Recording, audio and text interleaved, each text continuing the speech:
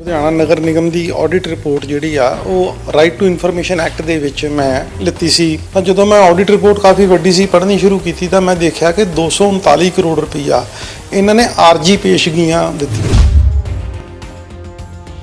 Audit ਬਾਰ-ਬਾਰ objection ਲਗਾ ਰਹੇ ਆ ਕਿ ਨਗਰ ਨਿਗਮ ਦੇ ਵਿੱਚ 239 ਕਰੋੜ ਰੁਪਈਆ ਇਹਨਾਂ ਨੇ ਆਰਜੀ ਪੇਸ਼ਗੀਆਂ ਦਾ ਟੈਂਪਰੇਰੀ ਐਡਵਾਂਸ ਦਾ ਦਿੱਤਾ, ਪਰ ਸੰਬੰਧਿਤ ਅਧਿਕਾਰੀਆਂ ਨੂੰ ਜਾਂ ਸੰਬੰਧਿਤ ਜਿਹੜੇ ਬ੍ਰਾਂਚਾਂ ਨੇ, ਡਿਪਾਰਟਮੈਂਟ ਨੇ, ਉਹ ਉਹਦਾ ਲੇਖਾ ਜੋਖਾ ਖਰਚਾ ਜੋ ਕੀਤਾ ਉਹ ਦੇ ਨਹੀਂ ਰਹੇ ਹੈਗੇ।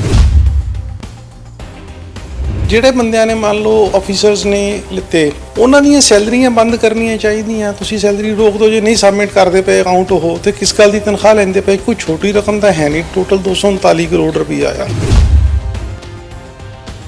ਮੰਨ ਲਓ ਇਹਨਾਂ ਨੂੰ 2 ਮਹੀਨੇ ਤਨਖਾਹ ਨਾ ਦਿਓ ਤਾਂ ਇਹਨਾਂ ਦੀ ਜਾਨ ਨਿਕਲ ਜਾਂਦੀ ਹੈ। ਉਦੋਂ ਇਹ ਕਹਿੰਦੇ ਸਾਨੂੰ ਸਾਡੀ ਸੈਲਰੀ ਨਹੀਂ ਦਿੱਤੀ। ਅਰੇ ਤੁਸੀਂ ਜਿਹੜਾ ਸਰਕਾਰ ਦਾ 239 ਕਰੋੜ ਰੁਪਈਆ ਕਾਰਪੋਰੇਸ਼ਨ ਦੇ ਟੈਂਪਰੇਰੀ ਐਡਵਾਂਸ ਦੇ ਵਿੱਚ ਖਰਚਾ ਕੀਤਾ, ਮੰਨ ਲਓ ਤੁਸੀਂ ਖਰਚਾ ਕੀਤਾ, ਹਿਸਾਬ ਦੇਣ 'ਚ ਤੁਹਾਨੂੰ ਕੀ ਪ੍ਰੋਬਲਮ ਹੋ ਰਹੀ ਆ? ਟਾਊਨ ਪਲੈਨਰ ਨੇ ਇਹਨਾਂ ਵੱਲ 1 ਕਰੋੜ 27 ਲੱਖ ਰੁਪਈਆ, ਕਿਸੇ ਵੀ ਸਭ ਤੋਂ ਜ਼ਿਆਦਾ ਪੈਸੇ ਪੰਜਾਬ ਜਲ ਸਪਲਾਈ ਅਤੇ ਸੀਵਰੇਜ ਬੋਰਡ 197 ਕਰੋੜ ਰੁਪਈਆ, ਪਬਲਿਕ ਵਰਕਸ ਵਿਭਾਗ 1 ਕਰੋੜ 63 ਲੱਖ ਰੁਪਈਆ। ਤੁਸੀਂ ਆਪਣੀਆਂ ਕਿਸੇ ਤੁਹਾਡੇ ਨਾਂ ਦੇ ਉੱਤੇ ਪੈਸੇ ਖੜੇ ਆ, ਬੋਲਦੇ ਪਏ ਆ ਵੀ ਤੁਸੀਂ ਐਂਟਰੀ ਕਰਾ ਕੇ ਨਿਲ ਕਰਾਓ, ਆਡਿਟ ਦਾ ਆਬਜੈਕਸ਼ਨ ਜਿਹੜਾ ਰਿਮੂਵ ਹੋ ਸਕੇ। ਇਹ ਤਾਂ ਬੁਨਿਆਦੀਕਰਨ ਤੱਕ ਜਾਂਦੇ ਆ ਜੀ। ਉਹਦਾ ਜਾ ਕੇ ਇਸ਼ਤਿਹਾਰ ਦੇ ਦਿੰਦੇ ਅਖਬਾਰ ਦੇ ਵਿੱਚ ਵੀ ਇਹ ਡਿਫਾਲਟਰ ਤੋਂ ਪੈਸੇ ਲੈਣੇ ਆ, ਉਹਦਾ ਮਕਾਨ ਨਿਲਾਮ ਕਰਨ ਤੱਕ ਆ ਜਾਂਦੇ ਆ, ਇਹਨਾਂ ਨੇ ਲੈਣੇ ਹੁੰਦੇ ਆ। ਤੇ ਜਦੋਂ ਇਹਨਾਂ ਨੇ ਲਿੱਤੇ ਹੋਏ ਹਿਸਾਬ ਨਹੀਂ ਦੇ ਰਹੇ ਤਾਂ ਇਹਨਾਂ ਦੀਆਂ ਤਨਖਾਹਾਂ ਕਿਉਂ ਨਹੀਂ ਰੋਕੀਆਂ ਗਈਆਂ? ਤੁਸੀਂ ਹਰ ਸਾਲ ਆਡਿਟ ਦਾ ਆਬਜੈਕਸ਼ਨ ਲੱਗਦਾ ਪਿਆ, ਕਮਿਸ਼ਨਰ ਕਾਰਪੋਰੇਸ਼ਨ ਕਿਉਂ ਨਹੀਂ ਇਹਦੇ ਵੱਲ ਧਿਆਨ ਦੇ ਰਹੇ? ਜਿਹੜਾ ਇਹਨਾਂ ਦਾ DCFA ਕਿਉਂ ਨਹੀਂ ਧਿਆਨ ਦੇ ਰਿਹਾ ਇਹਨਾਂ ਚੀਜ਼ਾਂ ਵੱਲ? ਜਿਹੜਾ ਇਹਨਾਂ ਦਾ ਬ੍ਰਾਂਚ ਇੰਚਾਰਜ ਹੈ ਉਹਨੂੰ ਦੇਖਣਾ ਚਾਹੀਦਾ ਵੀ ਮੈਂ ਆਡਿਟ ਦੇ ਪੈਰੇ ਹੈਗੇ, ਕਲੀਅਰ ਕਰਾਣੇ ਆ। 239 ਕਰੋੜ ਦੇ ਅਗੇਂਸਟ ਜੇ ਤੁਸੀਂ ਕੋਈ ਖਰਚ ਕੀਤਾ ਉਹਦਾ ਅਕਾਊਂਟ ਸਬਮਿਟ ਕਰ ਦਿਓ, ਨਹੀਂ ਖਰਚ ਕੀਤਾ ਅਮਾਊਂਟ ਵਾਪਸ ਕੀਤੀ ਹੈ, ਤੁਸੀਂ ਕੋਈ ਹਿਸਾਬ ਤਾਂ ਦੇ ਦਿਓ ਨਾ। ਇਹ ਤਾਂ ਕੋਈ ਤਰੀਕਾ ਨਹੀਂ ਹੈਗਾ ਕਿ ਤੁਸੀਂ ਲੋਕਾਂ ਕੋਲੋਂ ਟੈਕਸ ਲੈ ਕੇ ਤੇ ਉਹਦੇ ਅਗੇਂਸਟ ਤੁਸੀਂ ਐਡਵਾਂਸ ਲੈ ਕੇ ਤੇ ਤੁਸੀਂ ਚੁੱਪ ਕਰਕੇ ਬੈਠੇ ਹੋ ਤੇ ਉਹਦਾ ਕੋਈ ਹਿਸਾਬ ਨਹੀਂ ਕਰੋ। ਮੈਂ ਇਸ ਮਾਮਲੇ ਦੇ ਵਿੱਚ ਬਿਲਕੁਲ ਕੰਪਲੇਂਟ ਕੀਤੀ ਹੈ ਜੀ। ਮੈਂ ਮੁੱਖ ਮੰਤਰੀ ਸਾਹਿਬ ਨੂੰ 29 ਅਪ੍ਰੈਲ 2022 ਤੋਂ ਲੈ ਕੇ ਅੱਜ ਤੱਕ ਮੇਰਾ ਖਿਆਲ 3-4 ਵਾਰੀ ਚਿੱਠੀਆਂ ਲਿਖ ਚੁੱਕਾ ਹਾਂ। ਅਜੇ ਤੱਕ ਤਾਂ ਇਹਨਾਂ ਨੇ ਕੋਈ ਮਤਲਬ ਜਿਹੜਾ ਮੈਨੂੰ ਇਹਦੇ ਵਿੱਚ ਚਿੱਠੀਆਂ ਆਈਆਂ ਜ਼ਰੂਰ ਹੋਣਗੀਆਂ ਇਹਨਾਂ ਦੀਆਂ, ਪਰ ਹਜੇ ਇਹ ਆਡਿਟ ਦਾ ਪੈਰਾ ਕਲੀਅਰ ਹੋਇਆ ਇਹਦੇ ਬਾਰੇ ਕੋਈ ਗੱਲ ਨਹੀਂ ਕੀਤੀ। ਸਰਕਾਰੀ ਵਿਭਾਗਾਂ ਦੇ ਵਿੱਚ ਜਦੋਂ ਵੀ ਕੋਈ ਪੈਸੇ ਦਾ ਦੇਣ ਲੈਣ ਹੁੰਦਾ, ਹਰ ਸਾਲ ਉਹਦਾ ਆਡਿਟ ਹੁੰਦਾ। ਆਡਿਟ ਦੇ ਵਿੱਚ ਕਈ ਤਰ੍ਹਾਂ ਦੇ ਇਸ ਤਰ੍ਹਾਂ ਦੇ ਖਰਚੇ ਹੁੰਦੇ ਨੇ ਜਿਹਦੇ ਤੇ ਆਬਜੈਕਸ਼ਨ ਵੀ ਫਾਈਲ ਕਰਦੇ ਨੇ। ਉਹ ਜਿਹੜੇ ਆਬਜੈਕਸ਼ਨ ਹੁੰਦੇ ਨੇ ਉਹਨਾਂ ਨੂੰ ਕਲੀਅਰ ਕਰਨਾ ਹੁੰਦਾ। ਕਈ ਵਾਰ ਇਹ ਹੁੰਦਾ ਵੀ ਮੁਲਾਜ਼ਮਾਂ ਵੱਲ ਪੈਸੇ ਨਿਕਲਦੇ ਹੁੰਦੇ ਨੇ, ਉਹ ਵੀ ਜਮ੍ਹਾਂ ਕਰਾਉਣੇ ਹੁੰਦੇ ਨੇ। ਪਰ ਲੁਧਿਆਣਾ ਨਗਰ ਨਿਗਮ ਦੇ ਹਾਲਤ ਕੁਛ ਅਜਿਹੇ ਨੇ, ਜੇਕਰ ਕਿਸੇ ਆਮ ਵਿਅਕਤੀ ਤੋਂ, ਸ਼ਹਿਰ ਵਾਸੀ ਤੋਂ ਕੋਈ ਥੋੜ੍ਹੇ ਜਿਹੇ ਪੈਸੇ ਲੈਣੇ ਹੋਣ ਤਾਂ ਇਹ ਉਸ 'ਤੇ ਕਾਰਵਾਈ ਕਰਦੇ ਨੇ, ਉਸ ਦੇ ਖਿਲਾਫ ਕੋਰਟ 'ਚ ਜਾਂਦੇ ਨੇ, ਕਾਫੀ ਕੁਝ ਹੁੰਦਾ। ਲੇਕਿਨ ਪਰ ਨਗਰ ਨਿਗਮ ਲੁਧਿਆਣਾ ਦੀ ਆਡਿਟ ਰਿਪੋਰਟ ਦੇ ਵਿੱਚ ਵੱਡਾ ਖੁਲਾਸਾ ਹੋਇਆ। 239 ਕਰੋੜ ਰੁਪਈਆ ਟੈਂਪਰੇਰੀ ਐਡਵਾਂਸ ਆਰਜੀ, ਜਿਹੜੇ ਇਹ ਆਰਜੀ ਤੌਰ ਤੇ ਪੈਸੇ ਸਰਕਾਰ ਤੋਂ, ਸਰਕਾਰੀ ਖਜ਼ਾਨੇ 'ਚੋਂ, ਨਗਰ ਨਿਗਮ ਤੋਂ ਲੈ ਹੋਏ ਸੀ ਅਫਸਰਾਂ ਨੇ, ਵੱਖ-ਵੱਖ ਮਹਿਕਮਿਆਂ ਦੇ ਨੇ, ਵੀ ਇਹਨਾਂ ਦਾ ਕੰਮ ਕਰਾਉਣਾ। ਜਿਹੜਾ ਕੰਮ ਹੋ ਗਿਆ ਉਸ ਤੋਂ ਬਾਅਦ ਬਕਾਇਆ ਰਾਸ਼ੀ ਜਮ੍ਹਾਂ ਕਰਾਉਣੀਆਂ। ਪਿਛਲੇ 2 ਸਾਲਾਂ ਤੋਂ 31 ਮਾਰਚ 2020 ਦਾ ਆਬਜੈਕਸ਼ਨ ਲੱਗ ਰਹੇ ਨੇ। 239 ਕਰੋੜ ਰੁਪਈਆ ਜਿਹੜਾ ਕਿ ਖਜ਼ਾਨੇ ਵਿੱਚ ਜਮ੍ਹਾਂ ਨਹੀਂ ਹੋਇਆ ਨਗਰ ਨਿਗਮ ਦੇ ਵਿੱਚ। ਜੇਕਰ 239 ਕਰੋੜ ਰੁਪਈਆ ਇਹ ਜਮ੍ਹਾਂ ਹੋ ਜਾਂਦਾ ਤਾਂ ਸ਼ਹਿਰ ਦਾ ਵਿਕਾਸ ਕਿੰਨਾ ਕੁ ਹੋਊਗਾ? ਇਸ ਸੰਬੰਧੀ ਸਮਾਜ ਸੇਵੀ ਰੋਹਿਤ ਸਬਰਵਾਲ ਜੀ ਵੱਲੋਂ ਜਿਹੜਾ ਹੈਗਾ ਕੰਪਲੇਂਟ ਕੀਤੀ ਗਈ, ਬਾਰ-ਬਾਰ ਰਿਮਾਈਂਡਰ ਦਿੱਤਾ ਗਿਆ। ਉਹਨਾਂ ਨਾਲ ਗੱਲ ਕਰਾਂਗੇ। ਆਮ ਸ਼ਹਿਰੀ ਤੇ ਤਾਂ ਇਹ ਜੇ ਕਿਸੇ ਵੱਲ 1000 ਰੁਪਇਆ ਉਹਦੇ 'ਤੇ ਭਾਰ ਪਾ ਦਿੰਦੇ ਨੇ। ਆਪਣੇ ਜਿਹੜੇ ਮੁਲਾਜ਼ਮ ਨੇ, ਕਰਮਚਾਰੀ ਨੇ ਵੱਖ-ਵੱਖ ਮਹਿਕਮਿਆਂ ਦੇ, ਜਿਨ੍ਹਾਂ ਕੋਲੋਂ ਕਰੋੜਾਂ ਰੁਪਏ ਦੀ ਵਸੂਲੀ ਆ, ਆਡਿਟ ਆਬਜੈਕਸ਼ਨ ਲਾ ਰਿਹਾ, ਪਰ ਹਲੇ ਵੀ ਕੋਈ ਕਾਰਵਾਈ ਨਹੀਂ। ਇਹਦੇ ਲਈ ਕੀ ਕੋਈ ਲੈਟਰ ਇਹਨਾਂ ਵੱਲੋਂ ਵੀ ਕੰਪਲੇਂਟ ਕੀਤੀ ਗਈ ਹੈ ਤੇ ਕੀ ਸਰਕਾਰ ਵੱਲੋਂ ਕੋਈ ਜਾਂ ਨਗਰ ਨਿਗਮ ਨੂੰ ਕਾਰਵਾਈ ਕੀ ਕਹਿਣਾ ਚਾਹੁੰਦੇ ਹੋ ਜੀ? ਇਸ ਤਰ੍ਹਾਂ ਜੀ ਕਿ ਮੈਂ ਲੁਧਿਆਣਾ ਨਗਰ ਨਿਗਮ ਦੀ ਆਡਿਟ ਰਿਪੋਰਟ ਜਿਹੜੀ ਆ ਉਹ ਰਾਈਟ ਟੂ ਇਨਫੋਰਮੇਸ਼ਨ ਐਕਟ ਦੇ ਵਿੱਚ ਮੈਂ ਲਿੱਤੀ ਸੀ ਇਹਨਾਂ ਕੋਲੋਂ, RTI ਦੇ ਵਿੱਚ। ਤਾਂ ਜਦੋਂ ਮੈਂ ਆਡਿਟ ਰਿਪੋਰਟ ਕਾਫੀ ਵੱਡੀ ਸੀ ਪੜ੍ਹਨੀ ਸ਼ੁਰੂ ਕੀਤੀ ਤਾਂ ਮੈਂ ਦੇਖਿਆ ਕਿ 239 ਕਰੋੜ ਰੁਪਈਆ ਇਹਨਾਂ ਨੇ ਆਰਜੀ ਪੇਸ਼ਗੀਆਂ ਦਿੱਤੀਆਂ। ਆਰਜੀ ਪੇਸ਼ਗੀ ਮੀਨਸ ਵੀ ਟੈਂਪਰੇਰੀ ਐਡਵਾਂਸ। ਟੈਂਪਰੇਰੀ ਐਡਵਾਂਸ ਮੰਨ ਲਓ ਉਹ ਕਿਸੇ ਡਿਪਾਰਟਮੈਂਟ ਨੂੰ, ਕਿਸੇ ਬ੍ਰਾਂਚ ਨੂੰ, ਕਿਸੇ ਆਫੀਸਰ ਨੂੰ ਦਿੱਤਾ ਜਾਂਦਾ ਤਾਂ ਉਹਨਾਂ ਨੇ ਉਹ ਪੈਸਾ ਖਰਚ ਕਰਕੇ ਉਹਦਾ ਪੂਰਾ ਲੇਖਾ ਜੋਖਾ ਅਕਾਊਂਟ ਸਬਮਿਟ ਕਰਨਾ। ਇੱਦਾਂ ਹੀ ਹੁੰਦਾ, ਆਪਾਂ ਆਮ ਤੌਰ ਤੇ ਆਪਣੇ ਦਫ਼ਤਰਾਂ 'ਚ ਵੀ ਆਪਣੇ ਮੁਲਾਜ਼ਮਾਂ ਨੂੰ ਟੈਂਪਰੇਰੀ ਐਡਵਾਂਸ ਦੇ ਦਿੰਦੇ ਆ, ਉਹ ਪੈਸੇ ਖਰਚ ਕਰਕੇ ਸਾਨੂੰ ਹਿਸਾਬ ਦੇ ਦਿੰਦੇ ਆ। ਲੇਕਿਨ ਆਡਿਟ ਬਾਰ-ਬਾਰ ਓਬਜੈਕਸ਼ਨ ਲਗਾ ਰਹੇ ਆ ਕਿ ਨਗਰ ਨਿਗਮ ਦੇ ਵਿੱਚ 239 ਕਰੋੜ ਰੁਪਈਆ ਇਹਨਾਂ ਨੇ ਆਰਜੀ ਪੇਸ਼ਗੀਆਂ ਦਾ ਟੈਂਪਰੇਰੀ ਐਡਵਾਂਸ ਦਾ ਦਿੱਤਾ, ਪਰ ਸੰਬੰਧਿਤ ਅਧਿਕਾਰੀਆਂ ਨੂੰ ਜਾਂ ਸੰਬੰਧਿਤ ਜਿਹੜੇ ਬ੍ਰਾਂਚਾਂ ਨੇ, ਡਿਪਾਰਟਮੈਂਟ ਨੇ, ਉਹ ਉਹਦਾ ਲੇਖਾ ਜੋਖਾ ਖਰਚਾ ਜੋ ਕੀਤਾ ਉਹ ਦੇ ਨਹੀਂ ਰਹੇ ਹੈਗੇ।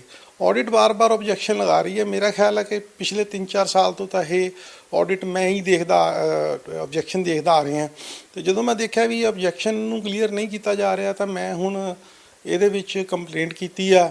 ਤੇ ਵੀ ਹੁਣ ਜਿਹੜੇ ਬੰਦਿਆਂ ਨੇ ਮੰਨ ਲਓ ਆਫੀਸਰਸ ਨੇ ਲਿੱਤੇ, ਉਹਨਾਂ ਦੀਆਂ ਸੈਲਰੀਆਂ ਬੰਦ ਕਰਨੀਆਂ ਚਾਹੀਦੀਆਂ। ਤੁਸੀਂ ਸੈਲਰੀ ਰੋਕ ਦਿਓ ਜੇ ਨਹੀਂ ਸਬਮਿਟ ਕਰਦੇ ਪਏ ਅਕਾਊਂਟ, ਉਹ ਤੇ ਕਿਸ ਗੱਲ ਦੀ ਤਨਖਾਹ ਲੈਂਦੇ ਪਏ? ਕੋਈ ਛੋਟੀ ਰਕਮ ਤਾਂ ਹੈ ਨਹੀਂ, ਟੋਟਲ 239 ਕਰੋੜ ਰੁਪਈਆ ਆ। ਲੱਗਦਾ ਨਹੀਂ ਹੈ ਜਿਸ ਤਰ੍ਹਾਂ ਨਾਲ ਏਡੀ ਵੱਡੀ ਰਕਮਾਂ 239 ਕਰੋੜ ਰੁਪਏ, ਸ਼ਹਿਰ ਦਾ ਵੱਡਾ ਵਿਕਾਸ ਹੋ ਸਕਦਾ, ਤੇ ਇਹ ਅਫਸਰ ਨੇ ਇਹਨਾਂ ਦਾ ਇਹਨਾਂ ਤੋਂ ਇੰਟਰਸਟ ਵੀ ਚਾਰਜ ਕਰਨਾ ਚਾਹੀਦਾ, ਕੋਈ ਪੈਨਲ ਇੰਟਰਸਟ ਵੀ ਹੁੰਦੀ? ਇੱਕ ਪੈਨਲ ਇੰਟਰਸਟ ਹੁੰਦਾ ਜੀ, ਕਿ ਜਦੋਂ ਮੰਨ ਲਓ ਇੱਕ ਪਰਟੀਕੂਲਰ ਪੀਰੀਅਡ ਤੱਕ ਇਹਨਾਂ ਨੇ ਉਸ ਅਮਾਊਂਟ ਜਿਹੜੀ ਸਪੈਂਡ ਕੀਤੀ ਹੈ ਉਹਦਾ ਅਕਾਊਂਟ ਨਹੀਂ ਦਿੱਤਾ ਤਾਂ ਇਹਨਾਂ 'ਤੇ ਪੈਨਲ ਇੰਟਰਸਟ ਪੈ ਜਾਂਦਾ।